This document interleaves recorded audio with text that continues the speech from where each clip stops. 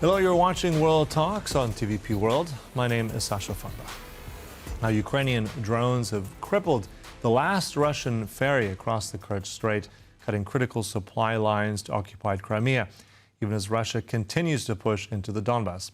Now, debates over deterrence and the credibility of security guarantees have never been more urgent. The 1994 Budapest Memorandum promised protection for Ukraine, but without any enforcement mechanism, did it ever stand a chance? We speak now with Mariana Budjeryn, author of Nuclear Succession, which examines the lasting consequences of Ukraine's denuclearization for European stability and global nuclear politics. Good to have you, and welcome to the studio. Thank you so much for inviting me. So let's start with a bit of history first. I think that's really key here. The year 1994, this memorandum, it was a different world at that time, with Ukraine still having something very important in its hands. How much did that impact where we are now today? It is an important piece of history, and it occurs to me that a lot of times, while future is unpredictable, history could be equally unpredictable because it gains new meaning in light of current events. And so it is with Ukraine's nuclear disarmament.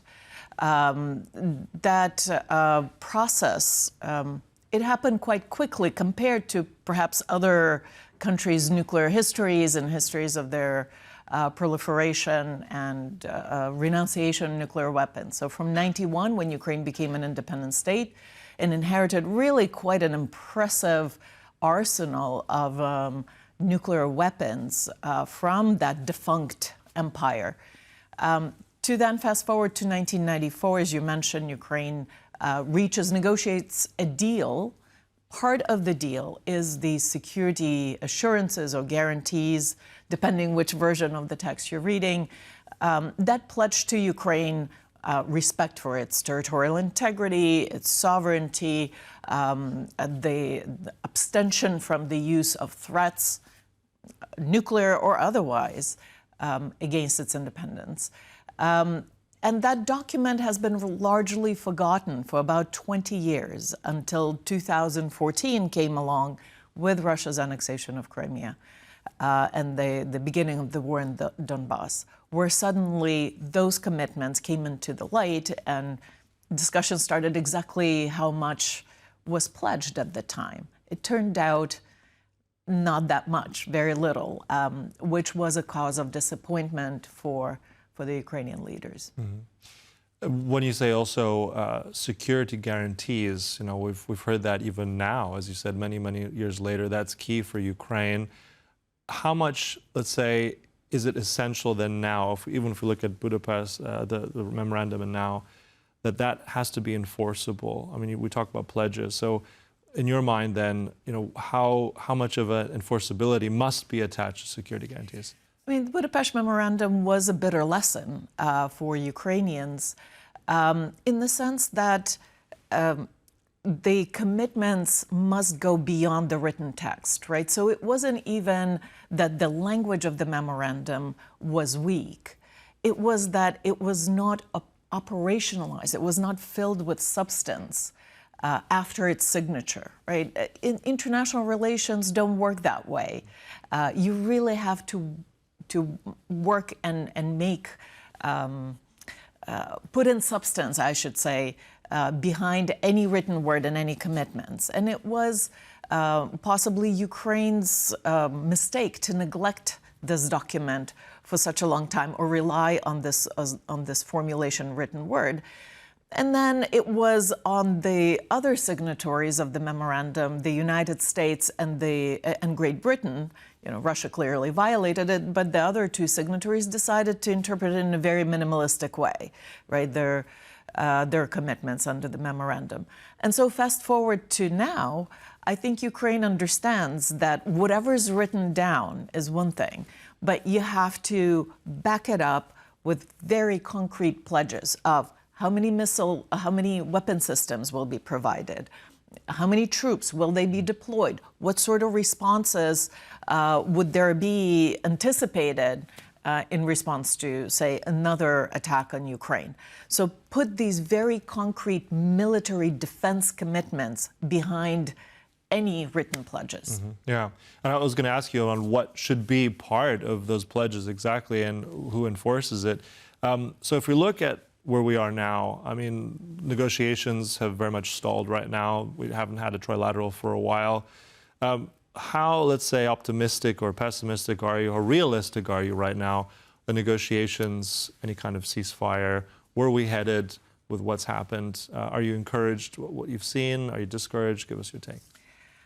Unfortunately, I don't see an incentive for the Russian side to continue these negotiations. Even if there was a very small chance in the beginning of this year, before the war in the Middle East, I think those chances are as good as nil right now. I mean, Russia is laughing all the way to the bank with the rising oil prices as a result of the Middle Eastern war.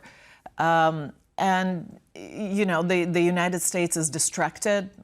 Can't say it was a huge help in trying to broker the deal, but at least there was a momentum behind the process.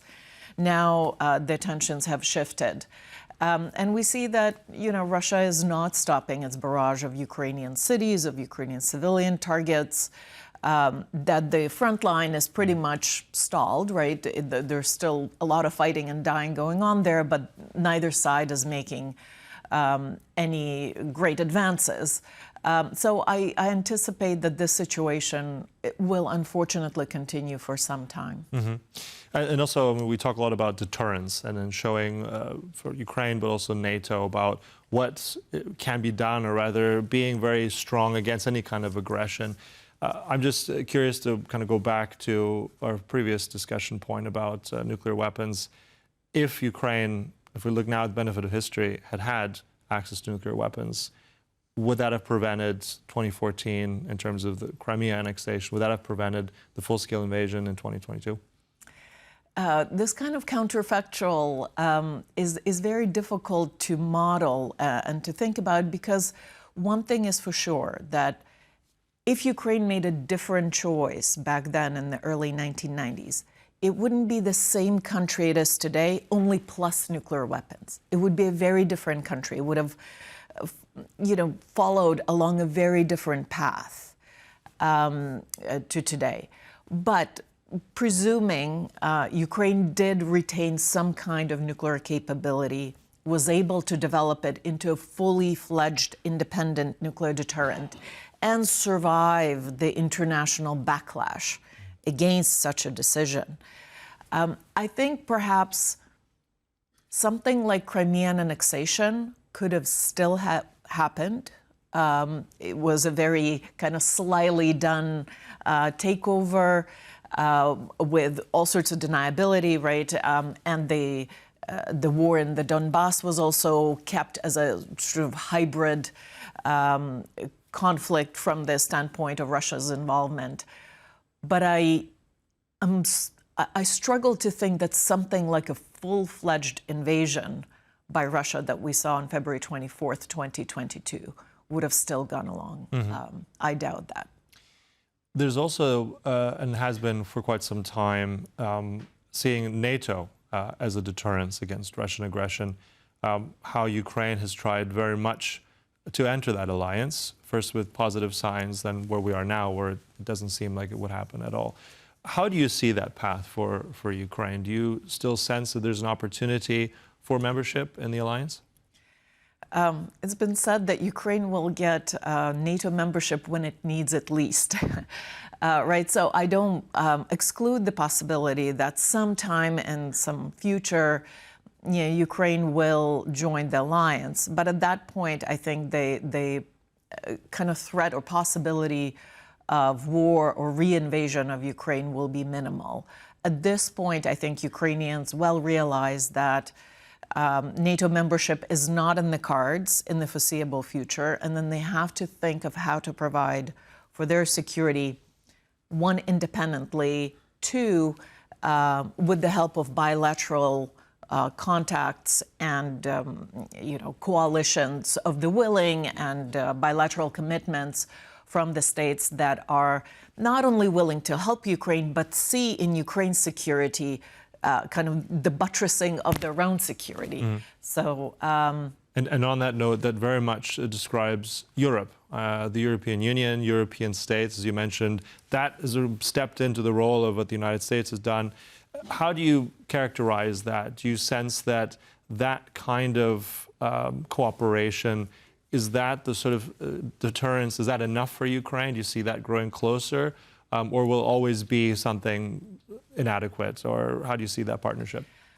It is hard to tell. I think this is definitely a very positive development that Europe, it took a little while, but it seems that Europe now realizes it has to be responsible for its own security more so than it had been in the past, that perhaps relying on U.S.